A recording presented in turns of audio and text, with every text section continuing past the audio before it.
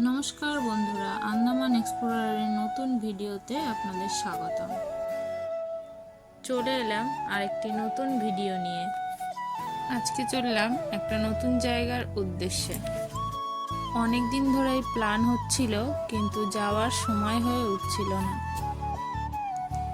এই যে গাড়ি এসে পড়েছে, চলুন বেশি কথা না বাড়িয়ে যাওয়া যাক।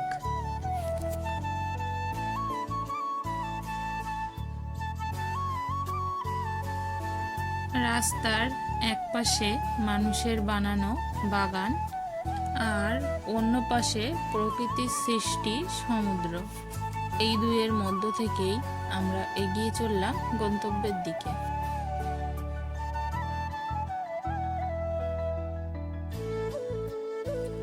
পোর্ট ব্লেয়ারের বেশিরভাগ রাস্তার দুপাশেই দেখতে পাবেন খুব সুন্দরভাবে সাজানো গোছানো।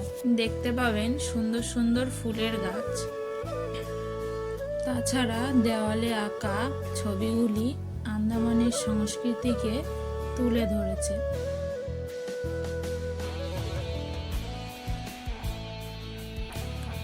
কিছুক্ষণের মধ্যেই পৌঁছে গেলাম এয়ারপোর্ট, আর এয়ারপোর্টকে পিছনে রেখেই আমরা এগিয়ে চললাম।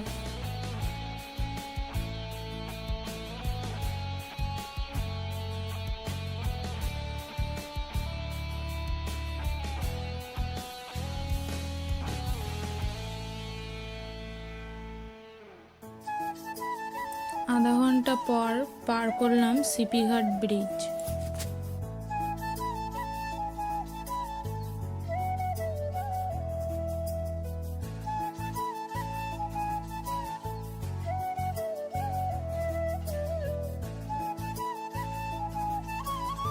আমাদের যাত্রাপথের প্রাকৃতিক সৌন্দর্য এতটাই মনোরম ছিল যে মনে হচ্ছিল এই রাস্তা যেন শেষই না হয়।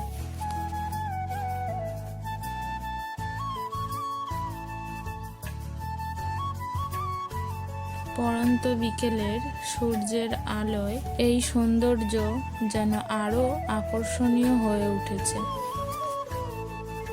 রৌদ্র ও ছায়ামাখা রাস্তা পাড়ি দিতে দিতে পৌঁছে গেলাম গন্তব্যস্থলে। এতক্ষণ রাস্তা পাড়ি দিতে দিতে এখন যেখানে পৌঁছালাম সেই জায়গার নাম হলো নমুনাগর। আর এখানেই রয়েছে আমার ননদের বাগিচা। চারিদিকে রয়েছে নারকেল গাছের সারি, আর পিছনে রয়েছে ছোট্ট একটি পাহাড়। চলুন বাগানের দিকে প্রবেশ করি।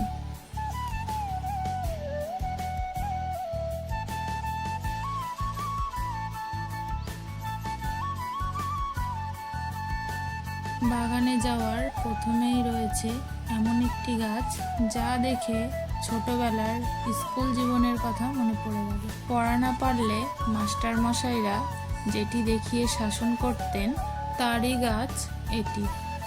আশা করি সবাই বুঝে গেছেন আমি কোন গাছের কথা বলছি। এটি হলো বেত গাছ।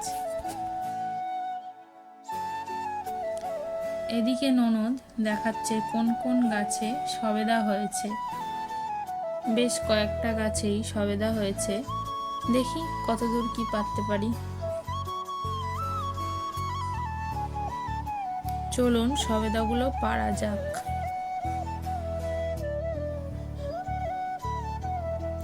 এই গাছটি অনেক ছোট, তাই সবেদাগুলো নিজে থেকেই পেরে নিলাম।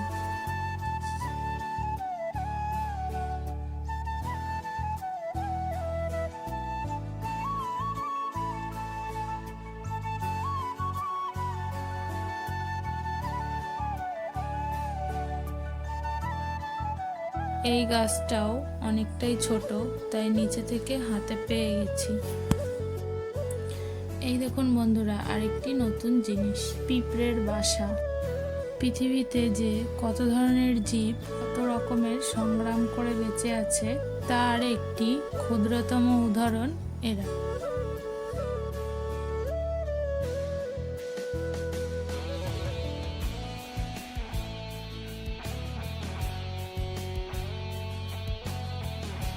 উপরের সবেদাগুলো পাড়ার জন্য বাবু গাছের উপরে উঠছে।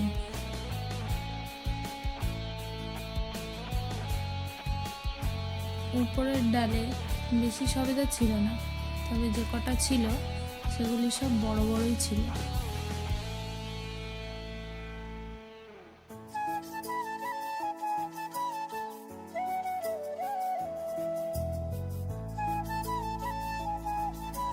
আর এদিকে নিচে দাঁড়িয়ে রয়েছে জিজা, উপর থেকে পাড়া সবেদাগুলো অনায়াসেই লুফে নিচ্ছে।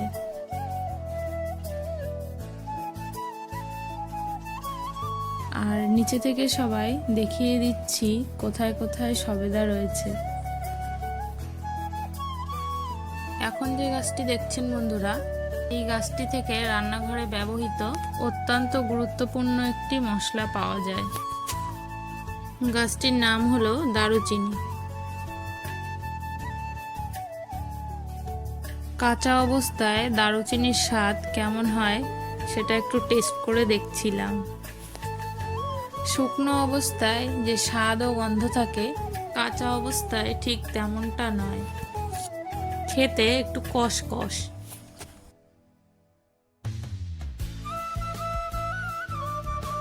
চললাম ফিরতি পথে, আবার সেই সবুজে ঘেরা রাস্তা, ছোট ছোট পাহাড় আর গুটি কয়েক ঘরবাড়ি।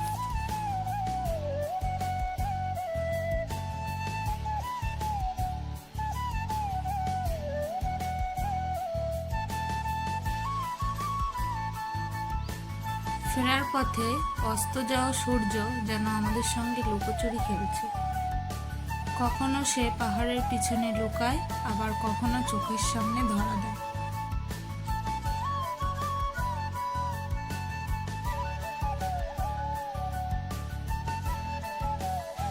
এরপর সামান্য কিছু টিফিন করার জন্য নামলাম 7-Eleven ক্যাফেতে।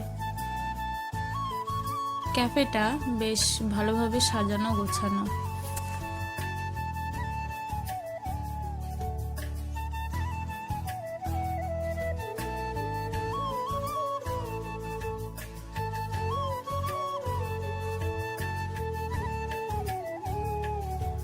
সবাই এখন খাবার আসার অপেক্ষায় বসে আছি।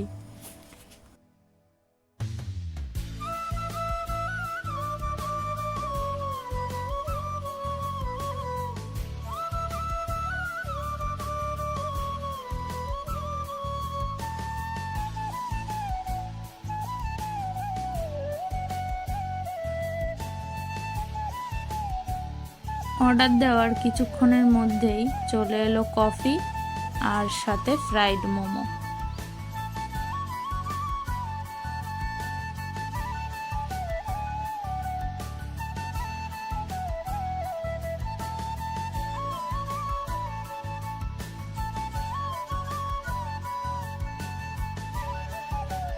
এরপর নিয়ে নিলাম নুডলস। এখন বাড়ি ফেরার পালা। সবাইকে টাটা। এখনের মতো এইটুকুই, দেখা হচ্ছে পরবর্তী কোনো একটা ভিডিওতে।